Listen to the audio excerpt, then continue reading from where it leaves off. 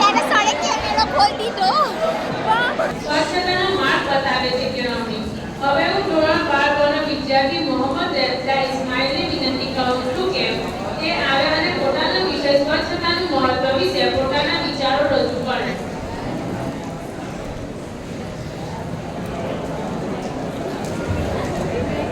Assalamualaikum warahmatullahi wabarakatuh. માન્ય Shri supervisor Shri તેમજ શિક્ષક અને બધા વિદ્યાર્થી મિત્રો, મને આશા છે કે આપ સૌ મને શાંતિથી સાંભળશો.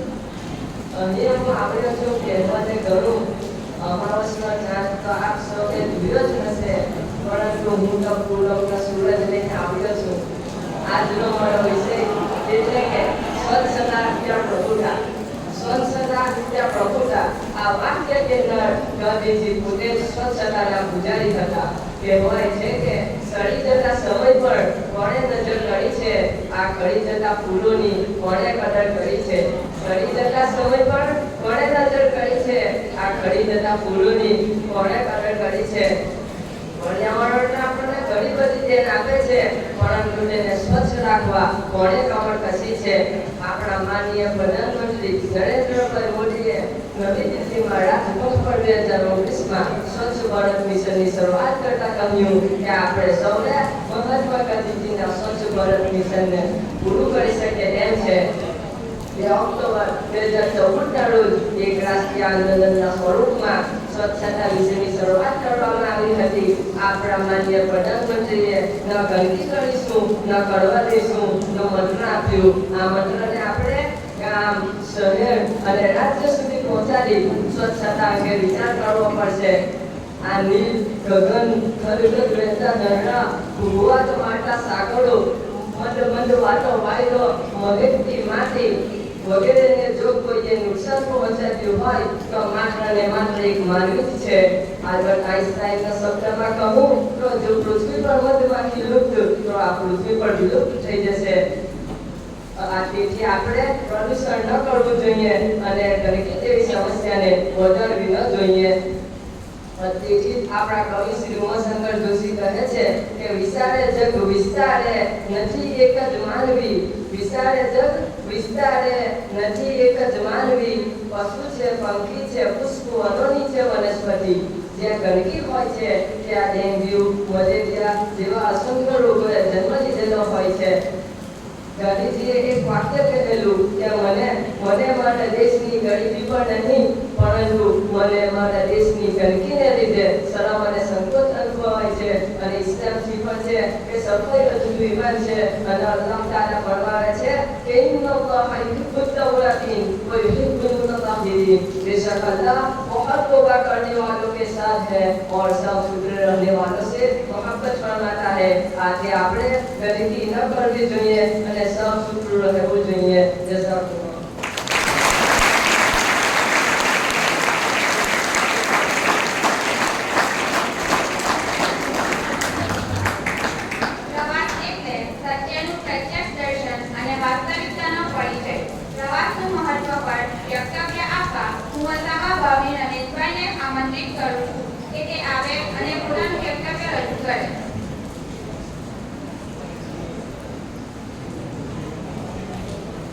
માનનીય આચાર્ય શ્રી, શિક્ષકગણ અને મારા વહાલા મિત્રો, આજે હું જીવનમાં પ્રવાસનું મહત્વ સમજાવી રહ્યો છું. પ્રવાસ માનવીને એ સનાતન સત્યની પ્રતીતિ કરાવે છે કે આ જગતમાં બધા મનુષ્યો મુસાફરો છે.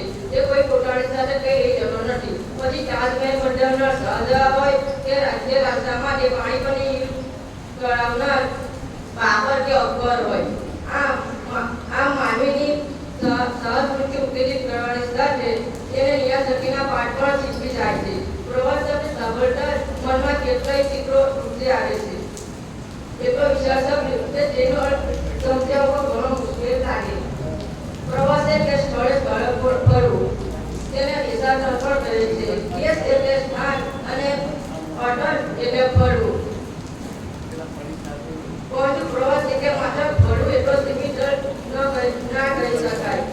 કોઈ પણ સ્થળે જાણવું, માણવું અને તેને થોડા સમય માટે મન ભરીને જીવી લેવું એનું નામ પ્રવાસ. જીવનના દરેક તબક્કે પ્રવાસનું અલગ મહત્વ હોય છે.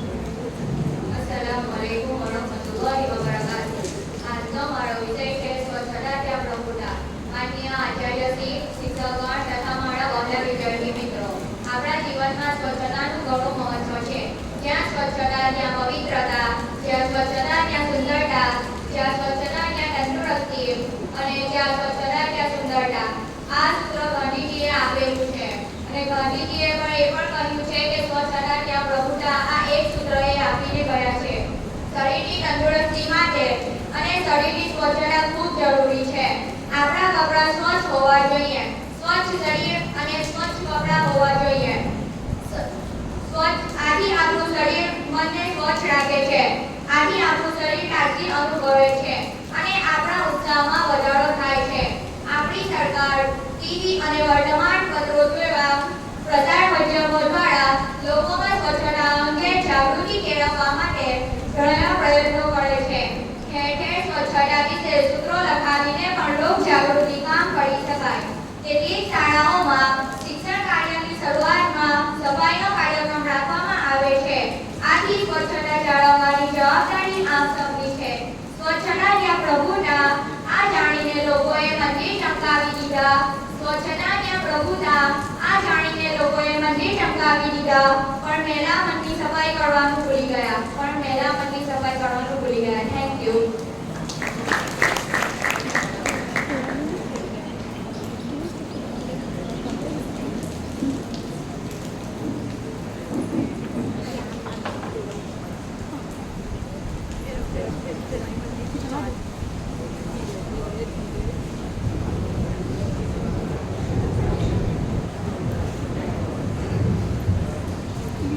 Assalamualaikum. Supervisor Sri Satish Andre. આજના આ કાર્યક્રમના કન્વીનર મેડમ મનીષાબેન, નિર્ણાયકો અને તમામ સ્ટાફ અને વિદ્યાર્થી મિત્રો,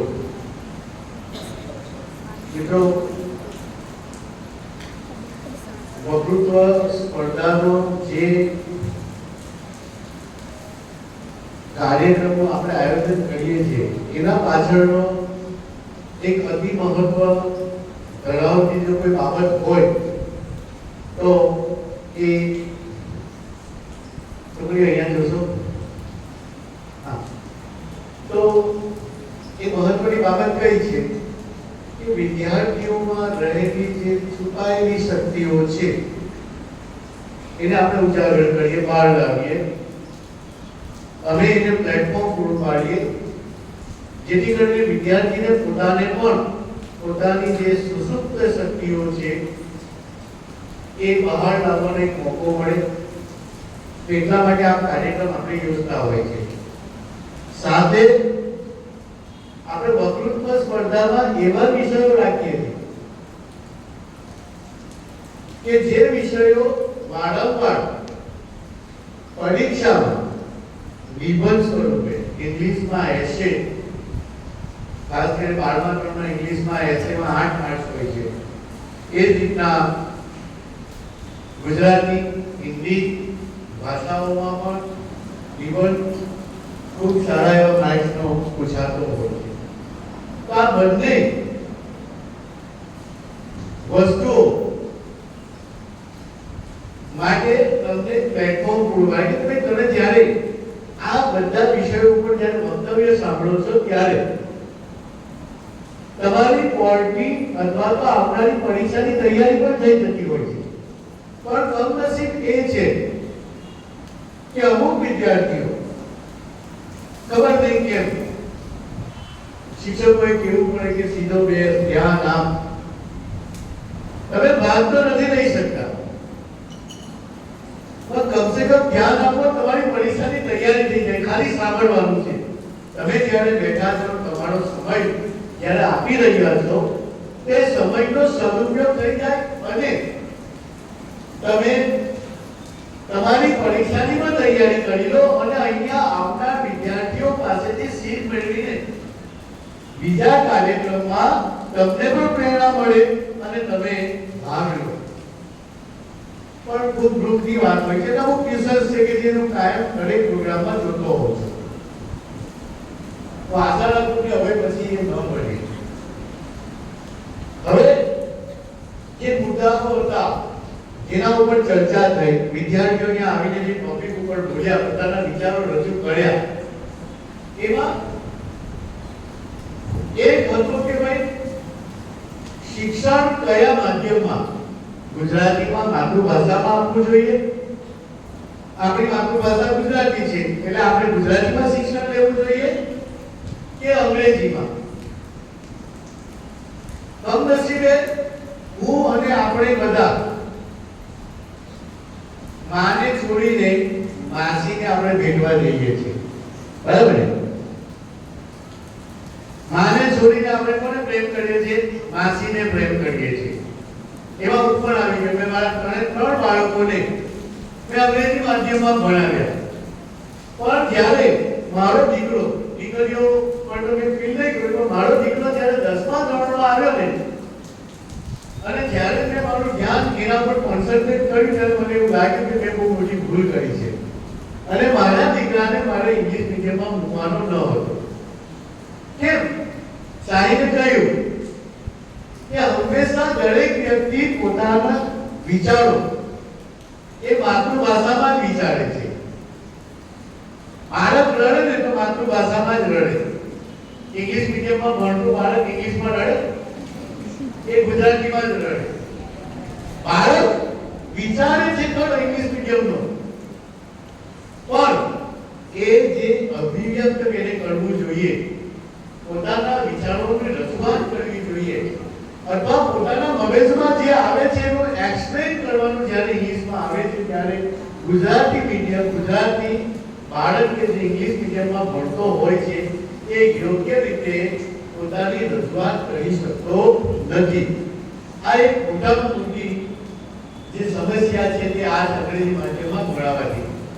અને મોટા ભાગે એટલે જ તમે જોજો કે જ્યાં ટોપ કે જ્યાં ગુજરાતી માધ્યમમાં ભણેલા અથવા પોતાની માતૃભાષામાં ભણેલા, એ હિન્દી માધ્યમનો હોય, હિન્દી ભાષી હોય એટલે હિન્દીમાં ભણ્યો હોય, અને જે પોતાની માતૃભાષા છોડીને અંગ્રેજી માધ્યમમાં ભણે છે એ બાળકો કરતા માતૃભાષામાં ભણેલા બાળકો હંમેશા આગળ રહે છે. કોલેજમાં પણ આ વસ્તુ હોય છે. બધાનું ઇંગ્લિશ સારું હશે પણ બાળક તો ગુજરાતી માધ્યમનું જ આગળ રહે છે. મેડિકલમાં પણ આ વસ્તુ હોય છે. એટલે હું એમ માનું છું કે આપણે હંમેશા પોતાની માતૃભાષામાં શિક્ષણ મેળવવું જોઈએ. એટલે મેં તો ભૂલ કરી, પણ તમે જ્યારે માતા પિતા બનો અને તમારે જ્યારે તમારા બાળકો માટે, અહીંયા બેઠેલા વિદ્યાર્થીઓ, તમારા બાળકો માટે તમારે માધ્યમની પસંદગી કરવાની આવે તો તમે કયું માધ્યમ પસંદ કરશો? તમે ગુજરાતી છો તો ગુજરાતી માધ્યમ જ પસંદ કરશો એવી મારી સલાહ છે. કારણ કે મેં મારા બાળકનો અનુભવ્યું કે મારો બાળક ગુજરાતી મીડિયમમાં હોત તો હજુ કંઈક આગળ હોત.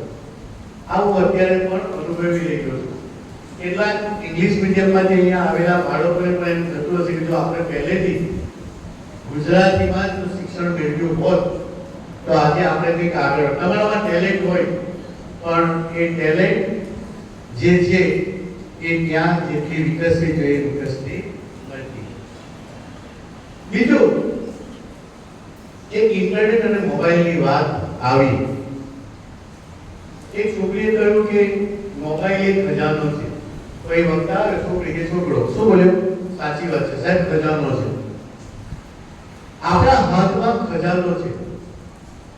અને वो पहला धीरूभाई अंबानी, धीरू नहीं पर આપણે પેલો બીજો અંબાણી, એને હા દુનિયા કર લો મુઠ્ઠી में, દુનિયા કર લો મુઠ્ઠી में એવી જાહેરાત આવતી હતી. ખરેખર મોબાઈલે આપણી મુઠ્ઠીમાં દુનિયા લાવી દીધી છે. પણ ફાયદા તો અસંખ્ય છે, સાંભળી લો. પણ એ પણ બનાવું તમને કહું. હમણાંનો લેટેસ્ટ સાહેબ એક બનાવ છે દહેગામનો. દહેગામ ગામનો એક છોકરો અત્યારે 1,70,00,000 રૂપિયા મોબાઈલની કોઈ ગેમમાં હારી ગયો. કેટલા ખેતરો વેચાઈ રહ્યા છે. ઓળખું છે, એના પપ્પા મળવું થઈ ગયા. કોરોનામાં મારા બહુ સારા મિત્ર હતા. ખેતરો વેચાઈ રહ્યા છે, માનું સોનું વેચાઈ રહ્યું છે. હજુ પૈસા પૂરા થતા નથી. આ વિદ્યાર્થીઓ, તમારા માટે કોઈ ગેમ રમતો હોય અને આ જે પૈસા કમાવાવાળી ગેમ છે ને, છોકરો શરૂઆતમાં કે 20 લાખ રૂપિયા કમાયો એકચ્યુઅલી આ ગેરવાળી જે કંપની હોય છે એને ફ્રોડ હોય છે કે શરૂઆતમાં તમને પૈસા આપે છે, પૈસા આપીને લંચાવે છે અને પછી તમને નાણાકીય રીતે સાફ કરી દેતી હોય છે. એટલે આ ચેતજો જે લોકો રમતા હોય તે આ દેગામનો સાચો બનાવજો. નામ એટલા માટે નથી આપતો કે કોઈની જે અંગત બાબત છે એને છુપાવું છું. બીજા એક બનાવો, હું નામ બદલું છું. થોડા દિવસ પહેલા એક મહેશ નામનો વિદ્યાર્થી, બનાવ સાચો છે, નામ જૂઠું બોલું છું. મહેશ નામનો વિદ્યાર્થી આવે છે મારી પાસે અને મને એવું કહે છે કે સાહેબ મારે મહેશને મળવું છે. શું કહે છે? એટલે મેં કહ્યું કે કયા ક્લાસમાં છે? એ ધોરણ જૂઠું બોલે છે કે 11માં છે.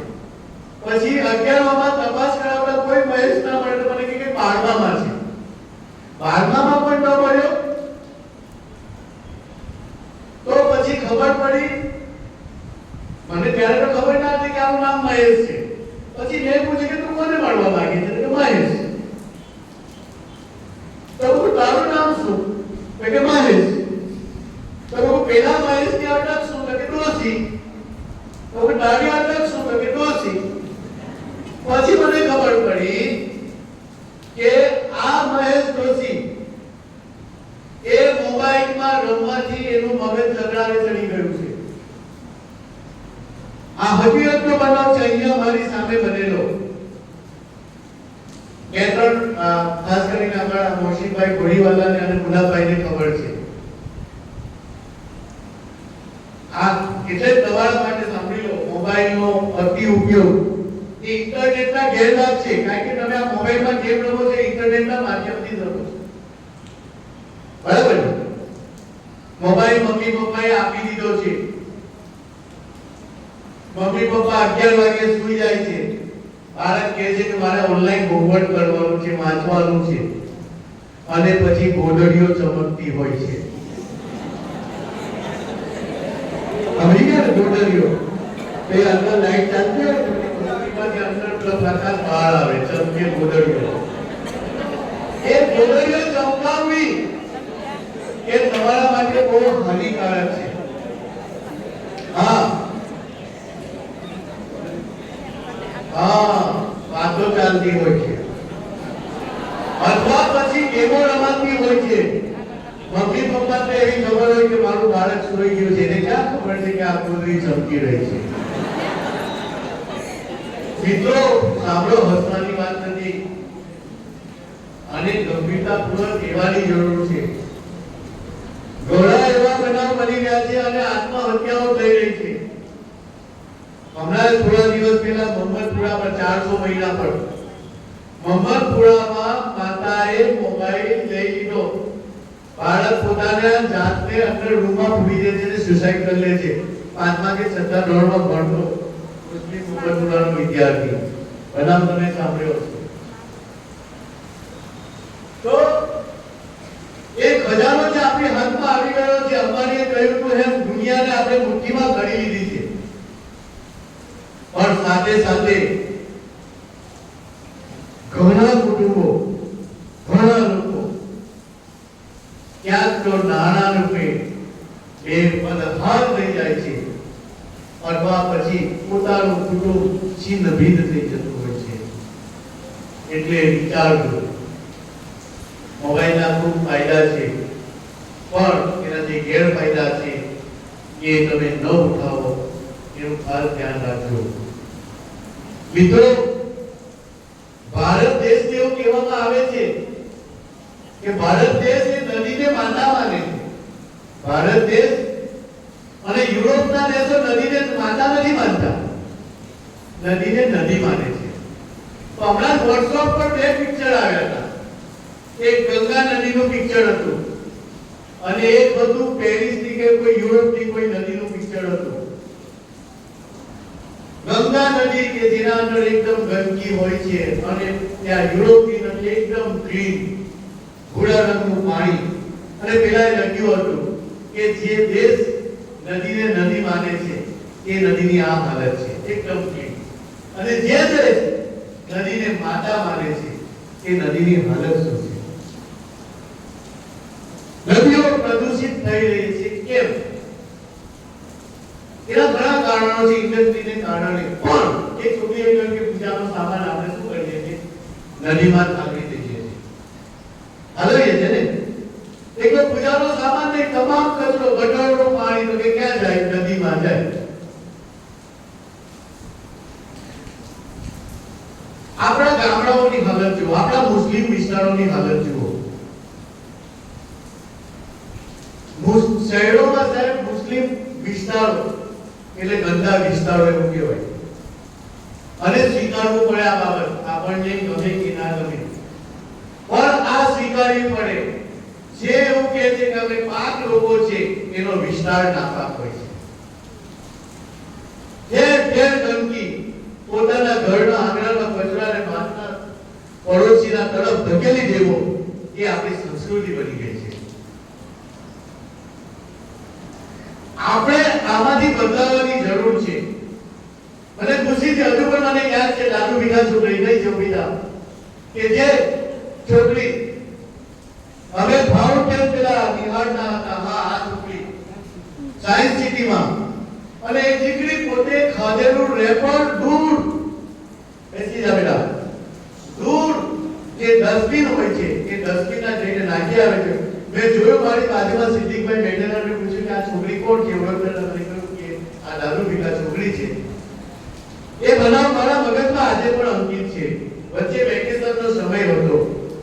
મુસ્તાક સાહેબ ગાંધીની નાની અમથી પોતરી કે પુત્ર ખબર નહીં કોઈ હતું, એ અહીંયા બેઠેલો હતો. ચોકલેટ ખાધા અને પહેલી ખોળાની ડસ્ટબિનમાં ત્યાં ચોકલેટનું રેપર નાખવા જાય છે. એ દીકરીને મેં 100 રૂપિયા આપ્યા. એટલા માટે મેં એવું કહ્યું કે જે કાગળ નાખ્યું ને ડસ્ટબિનમાં એનું તને ઇનામ છે.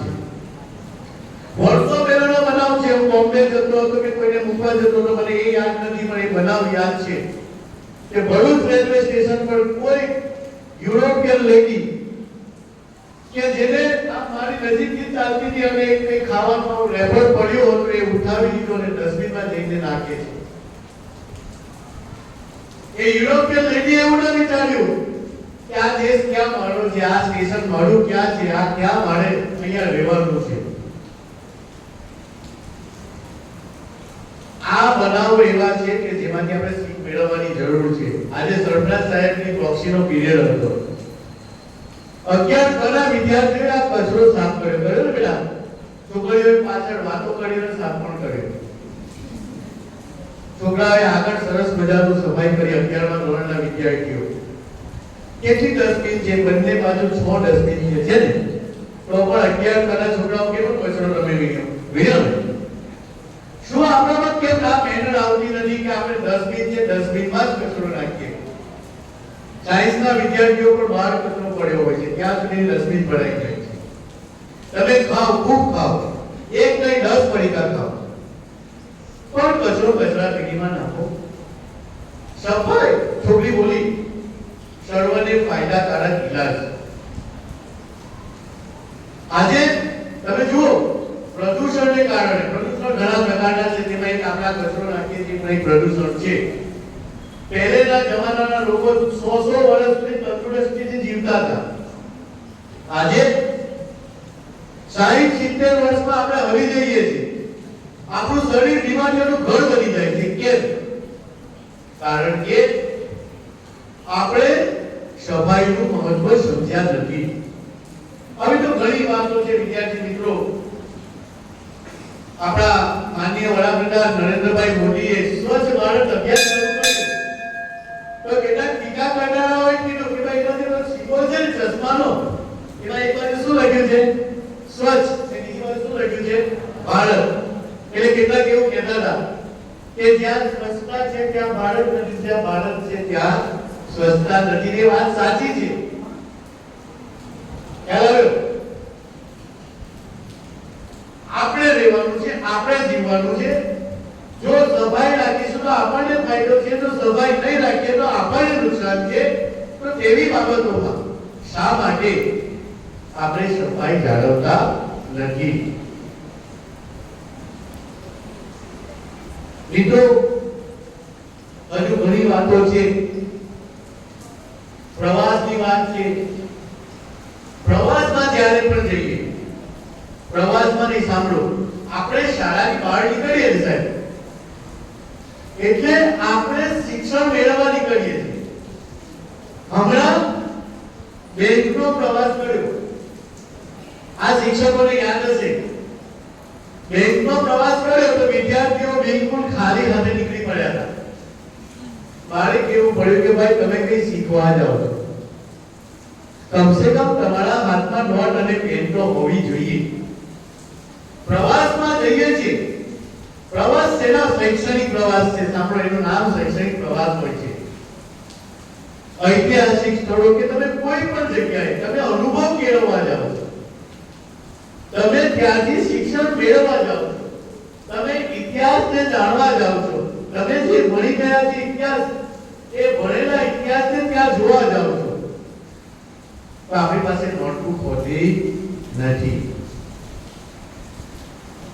તો ખૂબ જ મહત્વના વિષયો હતા. વિદ્યાર્થીઓ ખૂબ સરસ બોલ્યા અને છેલ્લે મોહમ્મદ રેઠા નામનો છોકરો, એ બંને મૌલવી બંને મને કે મદ્રસામાં ભણતા છોકરા લાગતા હતા. આપણે છોકરાઓ સારું બોલ્યા, પણ મોહમ્મદ રેઠા એવું કહ્યું કે अल्लाह શું કહ્યું બેટા, अल्लाह जो सफाई करते हैं उनके साथ है. एक कह आयत फरी रिपीट कर बेटा.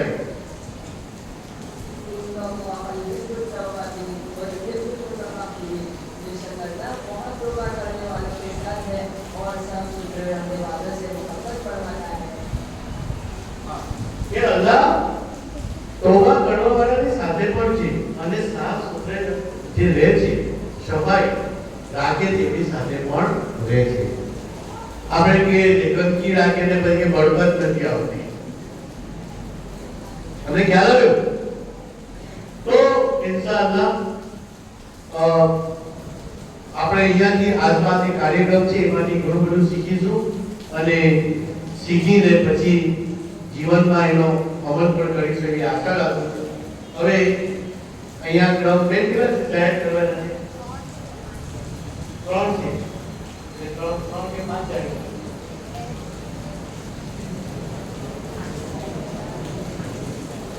ત્રણને જાહેર કરી ફર્સ્ટ, સેકન્ડ અને થર્ડ આપી. ઓકે, તો વિદ્યાર્થી મિત્રો પાંચ જાહેર કરવા તો પણ વાંધો નથી. પાંચ કરી દે ત્યારે આપણે કે વાંધો છે. વિદ્યાર્થીઓ સરસ બોલ્યા છે. વિદ્યાર્થી મિત્રો સૌથી પહેલા પાંચમા ક્રમે આપણે જાહેર કરીએ છીએ. પાંચમો ક્રમ બે વિદ્યાર્થીઓ પ્રાપ્ત કરે છે.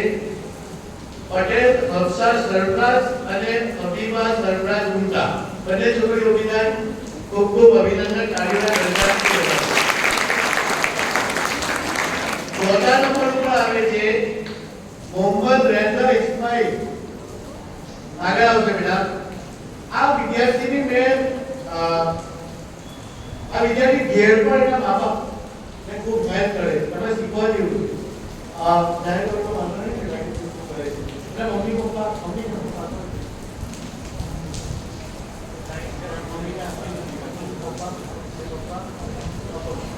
મમ્મી અને આગળના જે કંઈ હેન્ડીકેપ છે ને પપ્પાઓ હેન્ડીકેપ છે. તમને ખબર છે સ્કૂલે આવે છે તો પહેલા તો એને ઉપર આપતો હતો, તો જ્યારે મને ખબર પડી કે આ વિદ્યાર્થીને મોડું થવાનું કારણ એ હોય છે કે ઘેર મમ્મી પપ્પાનું બધું પડે છે અને પછી સ્કૂલે આવે છે. મદ્રસો તાળીઓના ગણગણાટથી વધારવા પડે.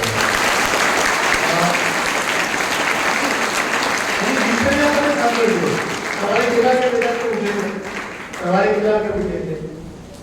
ફજરની અઝાન પહેલા ઉઠે છે. ફજર પડવા મસ્જિદે જાય છે, બરાબર છે. અઝાન પહેલા ઉઠીને શું કરે છે? મમ્મીને જે કઈ એની મમ્મીની જે રૂટીન ક્રિયા છે, પપ્પાની જે રૂટીન ક્રિયા છે એ પતાવવામાં હેલ્પ કરે છે. આટલી નાની ઉંમરે સાંભળેલો વિદ્યાર્થી મિત્રો. ત્યાર પછી મદ્રસે જાય છે. કેટલા વાગે મદ્રસે? અમે બંધ કર્યું. બારમામાં આવ્યો એટલે બંધ કર્યું. એ પહેલા મદ્રસે જતો. સાંભળો, મદ્રસા બે ટાઈમ થાય, તમને ખબર છે? 3 ટાઈમ મદ્રસે જતો. સ્કૂલ બારમામાં આવ્યો ને આજે આ સ્ટેજ પર અહીંયા ઊભો છે. આ નાનું સુનું કામ નથી વિદ્યાર્થી મિત્રો. આપણે આપણું નથી કરી શકતા. ત્યાં દીકરો પોતાની ધન્ય છે, તે જન્નત અહીંયા લૂંટી લીધી છે જીવતા છે, બરાબર છે ને? કારણ કે ઇસ્લામમાં કહેવાય છે કે જન્નત તો માતા અને પિતાના ચરણોમાં છે, જન્નતનો દરવાજો ત્યાં છે, એને જન્નત અહીંયા રૂકી દીધી છે. તો માશાઅલ્લાહ આ છોકરાએ ખૂબ કાર્યના પ્રકાર બીજા નંબરે મસીરા પટેલ આવે છે. બીજા નંબરે મસીરા પટેલ વિદ્યાર્થી કાર્યના પ્રકાર બતાવે. બીજા નંબરે સુજાત જાકીર પટેલ. બીજા નંબરે સુજાત જાકીર પટેલ. પહેલો નંબર કોનો? બોલો. પહેલા નંબરે આવે છે સાહિલ. ખૂબ સરસ. ખૂબ એના એકચ્યુઅલી વક્તવ્યમાં જુસ્સો હતો કે જો મેં એને નંબર અપાવ્યો. અને બીજું કે સમયનું બહુ સોલિડ પાલન કર્યું. 3-4 વિદ્યાર્થીઓ સમયનું બહુ ચુસ્તપૂર્વક પાલન કર્યું હતું. ખૂબ સરસ. ખૂબ ખૂબ અભિનંદન. ખૂબ આગળ વધો. અને જેને ભાગ નથી લીધો એ હવે પછી સ્પર્ધાઓમાં ભાગ લેશે. સાથે પેલા આપણે એજ્યુકેટ રાખે છે, બરાબર? એકલો સાયન્સનો નથી, એકલો મેથ્સનો નથી. સાંભળી લેજો શિક્ષકો. અહીંયા અર્થશાસ્ત્રનું પણ આવશે, સમાજશાસ્ત્રનું પણ આવશે, હિસ્ટ્રીનું પણ આવશે, ગુજરાતીના તમામ વિષયના પ્રોજેક્ટ અહીંયા રજૂ કરશે. એટલે એની પણ ખૂબ સારી તૈયારી કરીએ. અને ફરી એકવાર આપણે મળીશું એવી આશા સાથે વિરમું છું. આ સાથે હું ફરી એકવાર આ દીકરીઓ જે અહીંયા એન્કરેજ કરે છે એટલા માટે હું તાળીઓના ગણગણાટથી બધાને વહી અભિનંદન. અને કોને આયોજન કર્યું છે તો મનીષાબેનને ખબર હશે અને ઇંગ્લિશ સાહેબ એમનો આભાર માનશે. પણ ફરી એકવાર સૌને હું ખૂબ આગળ વધો એવી શુભકામના પાઠવું છું. Thank you very much.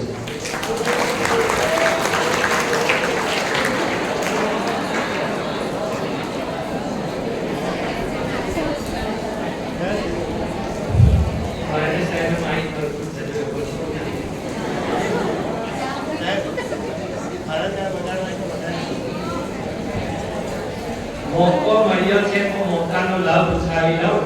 પહેલા ખુદાનો અને પછી આપ સર્વેનો આભાર માની લઉં.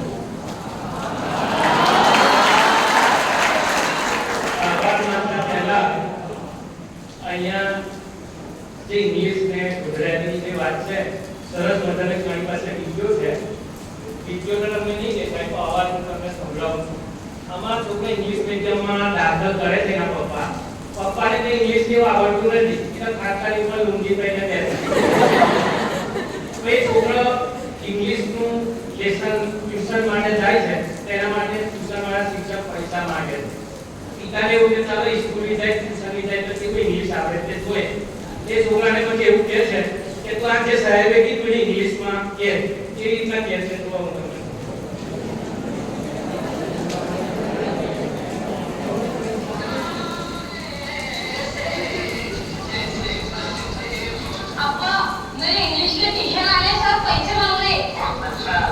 एक बात बेटा एक बार इंग्लिश में बोल के बता.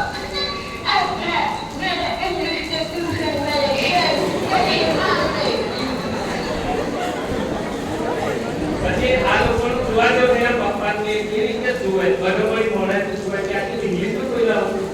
पर भाई लोग की भाषा में अब्बा मेरे इंग्लिश वाले टीचर पैसे मांग रहे हैं. આવી હાલત છે. એ શિક્ષણ ભેગા કરે તો હું આભાર માટે અહીંયા આવેલો છું. તો સૌથી પહેલા આપણે આભાર માનીએ.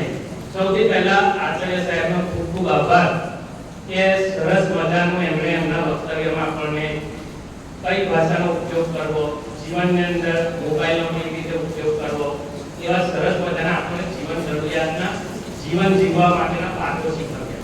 અને આપણને અહીંયા આ કાર્યક્રમ માટે મદદ કરે. અહીંયા આપણને કાર્યક્રમ ગોઠવ્યો આપણો. તે માટે ખૂબ ખૂબ એમનો આભાર.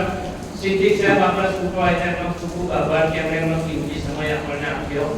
એ સિવાય બાજુમાં બેઠેલા ગુલામ સાહેબ કે તેમણે ટાઈમમાં ખૂબ કે કોઈ વધી ના જાય કે ઘટી ના જાય તો ટાઈમ માટે ખૂબ પાબંદ્યા એમનો ખૂબ ખૂબ આભાર.